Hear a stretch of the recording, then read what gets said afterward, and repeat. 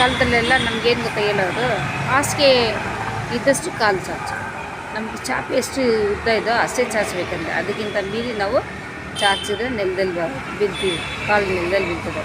ಅದೇ ಥರನೇ ಸಂಸಾರದಲ್ಲಿ ನಮ್ಗೆ ಎಷ್ಟು ದೇವ್ರು ಕೊಟ್ಟಿದ್ರು ಅಷ್ಟರಲ್ಲಿ ನಾವು ಕಾಲಹರಣೆ ಮಾಡಬೇಕು. ನಾವು ಅದನ್ನ ಮೀರಿ ನಾವು ಹೆಚ್ಚಿಗೆ ನಾವು ಆಸೆ ಪಟ್ಟು ಹೋದರೆ ಸಾಲಗಳಾಗುತ್ತೆ, ಬಡತನ ಆಗುತ್ತೆ.